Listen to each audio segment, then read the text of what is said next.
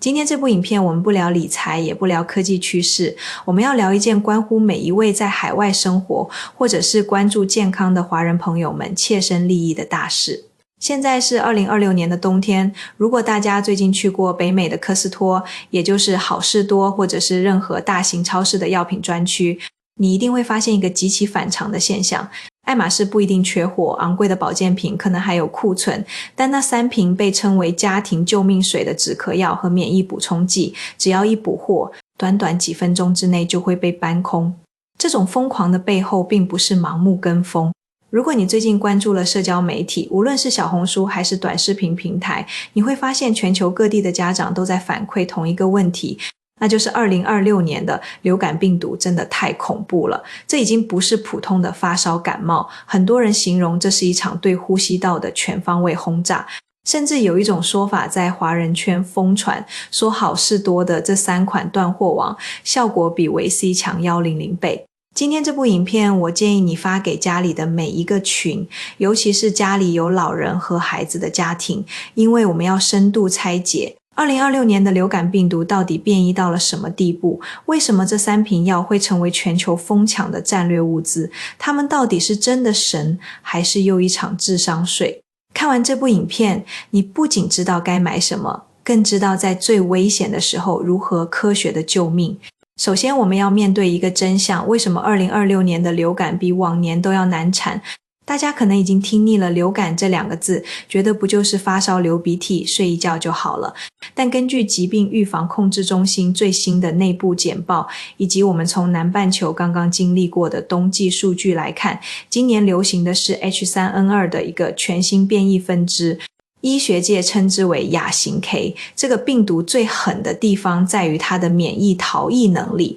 简单来说，你前几年打的疫苗，甚至你去年刚得过流感产生的抗体，在这个病毒面前就像是拿着过期的入场券去敲门，根本挡不住。更可怕的是排毒时间。根据世界卫生组织在2026年初的监测，这个亚型 K 病毒的排毒时间从往常的5到7天直接延长到了10到14天。这意味着什么？这意味着一旦你家里一个人中招，由于排毒时间翻倍，全家人几乎100%无法幸免。而且由于病毒在体内存留时间长，很多人会陷入交叉感染、反复咳嗽的死循环。今年的流感不再是烧完就完，而是烧退了，咳嗽才刚刚开始。这种咳嗽极其顽固，很多人咳到肋骨疼，甚至咳出支气管扩张。这是因为2026年的病毒更趋向于攻击下呼吸道黏膜，它会让你的气管产生一种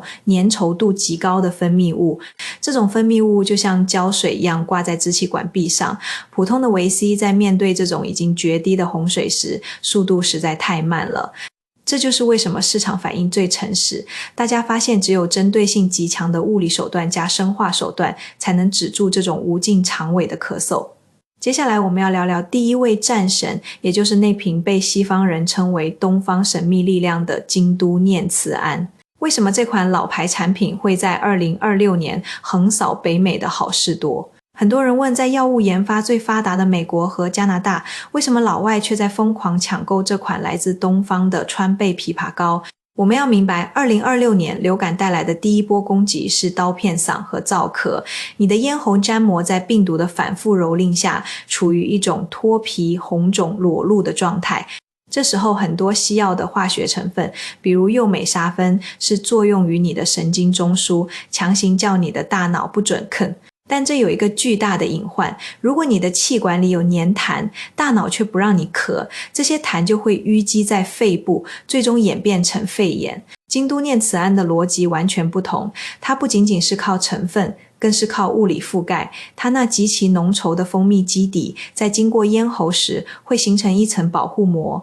这层膜就像给伤口贴了一层液体创可贴，隔绝了空气对敏感神经的刺激。关于它比维 C 强100倍的说法，我们需要科学的解读。维 C 是通过抗氧化保护免疫细胞，而念慈庵里的核心成分是直接针对物理损伤的，比如川贝母、这是名贵的润肺成分，能有效松动那些像胶水一样的痰液。还有枇杷叶在药理研究中具有明确的抗炎作用，它不是在增强免疫，它是在现场灭火。早在几年前，自然杂志旗下的期刊就讨论过草本止咳剂对呼吸道感染的缓解作用。而在2025年末的一项针对北美冬季呼吸道感染的小型双盲测试中，使用蜂蜜基底止咳膏的组别，其夜间睡眠质量比单纯服用化学镇咳药的组别提高了 40% 以上。因为对于孩子和老人来说，能睡得着，免疫力才能真正起作用。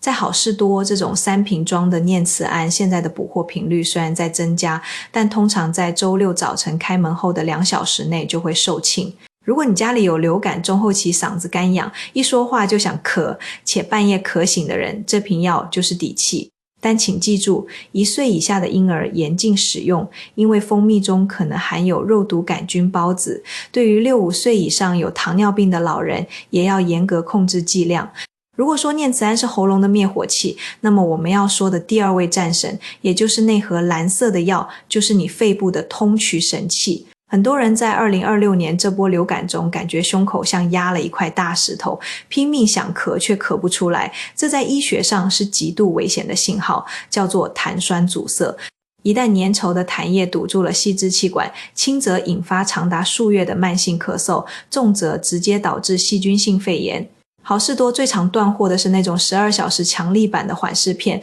核心成分是愈创甘油醚，它的原理不是让你不咳，而是让你的咳嗽变得有意义。很多人犯的最大错误就是一咳嗽就吃镇咳药，但在2026年这种黏痰型流感面前，单纯镇咳是错误的。愈创甘油醚的逻辑是通过改变呼吸道分泌物的表面张力，增加分泌物的体积。通俗点说，就是往你的老胶水里疯狂注水，让它变稀变滑，这样你只要轻轻一咳，那些原本粘在肺里的脏东西就能顺着气道排出来。但是请注意，如果你吃完这款药不喝水，它几乎没有效果。你必须在服药后的那1小时喝下至少500毫升的温开水，药物负责松土，水负责运土，缺一不可。在好事多选购时，请认准纯排痰的蓝盒，除非你晚上完全无法入睡，否则不要首选含有右美沙芬的红盒，因为我们需要的是排痰，而不是强行把痰堵在肺里。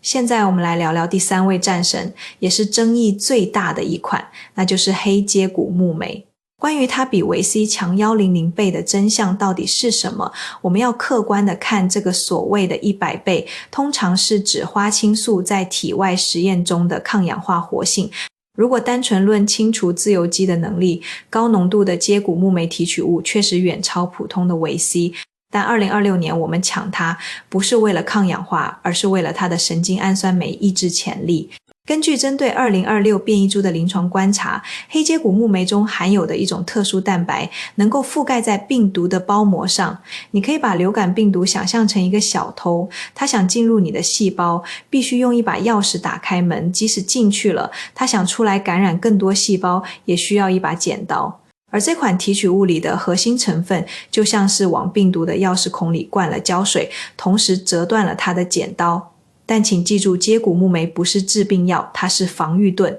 如果你已经高烧3天了才去喝，那效果微乎其微。它的正确用法是在你感觉嗓子有一点点不对劲，或者是家里第一个人刚中招的那48小时内，立刻大剂量服用。大量临床数据证明，早期干预能让流感病程平均缩短4天左右。在2026年这个复杂的流感季，家里有老人和孩子的家庭必须掌握一套用药红黑榜。很多好事多的综合感冒药含有伪麻黄碱，这东西虽然通鼻塞极快，但对于有高血压的老人来说非常危险，因为它会引起血压飙升和心率加快。如果家里老人有基础病，请务必避开这些成分。对于4岁以下的孩子，除非医生建议，否则不要使用任何非处方止咳药。最好的止咳药其实是加湿器，保持室内湿度在 50%， 配合儿童版的免疫支持，是目前最稳妥的做法。我们要明白，2026年的这场流感季不仅是对身体的考验，更是对家庭守护者智慧的考验。说实话，看到大家在好事多门口排队抢药，我也在感叹科技已经这么发达了，我们竟然还在为了一瓶止咳水奔波。但仔细想想，我们疯狂的查阅资料，对比成分，满城找药，其实并不是因为我们多么恐惧那个微小的病毒，而是因为作为家里的顶梁柱，我们承受不起那种眼睁睁看着爱人受苦而无能为力的挫败感。我们今天聊的这3瓶断货王，他们确实在各自的领域有极强的针对性，但他们不是万能的神药。真正的免疫力来自于科学的储备、充足的休息和理性的心态。在这个充满了不确定性的时代，一个装得满满当当、分类清晰的家庭医药箱，其实是我们给家人的一封无声的情书。他在告诉家里的老人别怕，有我在；他在告诉年幼的孩子别怕，爸爸妈妈准备好了。药物只能缩短你与疾病对抗的时间，而爱和科学的储备才能真正消除你对未知的恐惧。如果你觉得这部影片对你有帮助，请务必转发给你关心的那个人。可能就是因为你的一次分享能让一个老人在半夜少咳几声，能让一个孩子少受一点肺炎的罪。现在请去检查一下你家的医药箱，如果还没有这3样东西，去好事多的时候留意一下，但请记住合理囤货，不要囤积居奇，把药留给真正需要的人。这也是我们在这个寒冷的冬天能给彼此最大的温暖。除此之外，我还想特别提醒大家关于2026年流感康复期的一个误区。很多人觉得不烧了、不咳了就是好了，但亚型 K 病毒对心肌的潜在影响是不容忽视的。在康复后的2周内，千万不要剧烈运动。你抢到的那些补剂，在康复期依然要坚持服用一段时间，给身体一个缓冲的机会。尤其是在高强度工作的华人朋友们，不要以为喝了念慈庵嗓子不疼了就能熬通宵。身体的修复需要能量，而这些药物只是在帮你争取休息的时间。在这部影片的最后，我想跟大家分享一个关于预防的小细节。好事多除了卖这些药，他们卖的大包装洗手液和消毒湿巾同样重要。病毒在门把手、电梯按钮上的存活时间也因为变异而延长了。所以除了吃药，勤洗手这件小事在2026年依然是性价比最高的投资。我们要用科学武装到牙齿，不仅要会选药，还要会生活。再次感谢大家的观看，希望这一份深度拆解能为你和你的家人挡掉这个冬天的寒冷和病毒。如果你有任何使用这些产品的经验，或者是你在当地超市发现了更好的替代品，欢迎在评论区分享给大家。在这样的特殊时期，互通有无就是最好的互助。我们无法阻止病毒的变异，但我们可以通过信息的共享和科学的应对，让家人生活得更有安全感。愿大家在这个流感季都能平安顺遂，呼吸顺畅。我们下部影片再见。其实在整理这些资料的过程中，我也一直在反思，为什么维 C 强100倍这种口号会如此流行。其实是因为大家太渴望一种简单、直接、有力的保护。虽然现实中的医学往往是复杂的，没有一种药能解决所有问题，但我们通过今天的深度分析，把这些药物背后的逻辑理清楚了，你就不会再感到盲目。念慈庵负责舒缓黏膜，麦肯涅负责清理肺部，接骨木莓负责早期拦截。这3位一体的防护网才是好事多断货网真正的价值所在。大家在购买的时候也要注意保质期。好事多的大包装虽然划算，但如果家里人口少，其实没必要囤积太多。药品是有时效性的，新鲜的成分才能发挥最大的药效。尤其是接骨木莓这种植物提取物，存放太久活性会下降。所以理性的做法是按照全家人2周的消耗量来准备，这已经足够应对最难熬的感染高峰期。最后还要嘱咐一句，如果发现持续高烧不退，呼吸困难，或者是血氧饱和度下降，请立刻去急诊，不要在家里单纯依赖这些非处方药。我们做这部影片的初衷是希望大家在轻症阶段能够有效自我护理，减轻医疗系统的压力，也让自己少受罪。但在疾病面前，敬畏心永远是第一位的。希望大家都能保持健康，用最饱满的精神状态去迎接春天。再次感谢大家的支持。